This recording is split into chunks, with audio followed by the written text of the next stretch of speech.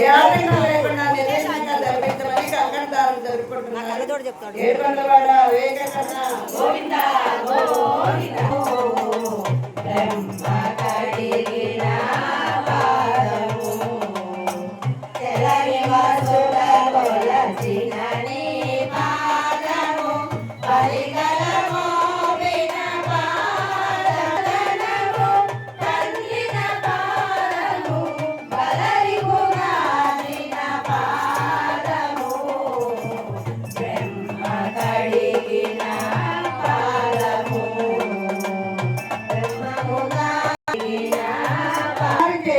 శ్రీమన్నారాయణమూర్తితో సమానము. పెళ్లి కూతురు చేయగానే లక్ష్మీదేవితో సమానము. అందువల్ల శ్రీమన్నారాయణమూర్తిగా భావించి మన మానవుల్లో కూడా అల్లుడు చిన్నవాడైనా మామగారు పెద్దవాడైనా కూడా పెళ్లి కుమారుని చేసి శ్రీమన్నారాయణమూర్తిగా భావించి అల్లుడు కాళ్ళు పెట్టి కన్యాదానం జరుగుతుంది. ఉత్తర జంగాల నమస్కారం చేసుకోండి. ఏడుకొండలవాడ వెంకటరమణ గోవింద గోవింద. నా కన్యాపుత్రికలను కన్యామణులను ధర్మ అర్థ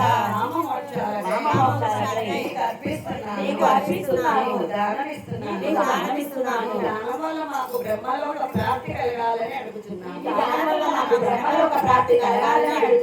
ఆనాడు ఆకాశరాజు ధరణీదేవి కలిగి తరించిన పాదాలు, బ్రహ్మదేవుడు కలిగి తరించిన పాదాలు, ఏ పాదమైతే తగిలి రాయి కూడా శ్రీరూపంగా మారిందో అలాంటి శక్తివంతమైన పాదాలు పుణ్యదంపతులు స్వామి వారి పాదాలకి పునీతులైనారని మనందరికీ కూడా చూసే భాగ్యం చేసే భాగ్యం కల్పించిన ఈ పుణ్యదంపతులకు స్వామి వారి ఎల్లవేళలా శుభాశీస్సులు అందజేయుగాక. ముహూర్తంలో జీలకర్ర బెల్లము సమర్పిస్తున్నారు. కిందకి దించండి. అందరూ కనబడేట్టుగా దొరలకుండా అట్లా పట్టుకోండి. ఇది శరీరాల్లో ఉన్న దోషాలు పోతాయట. జీలకర్ర బెల్లము శుభసూచకరమట. జీలకర్ర బెల్లము పెట్టే సమయమే వధూవరులకు పరిస్పర్శ.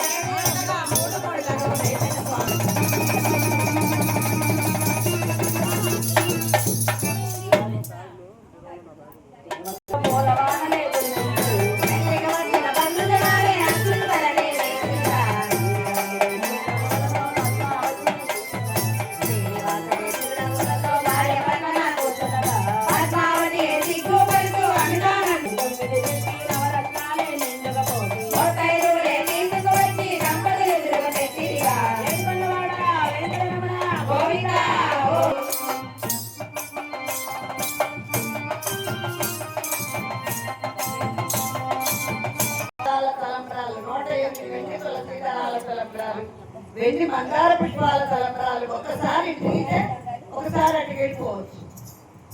ఏడుకొండలవాడ వెంకటరమణ గోవింద పగడాల పచ్చల కెంపుల తలంబ్రాలు మధ్యలో స్వామివారి కనబడేట్టుగా కూర్చోండి. మాట్లాడుతూ ఏడుకొండలవాడ వెంకటరమణ గోవింద గోవింద.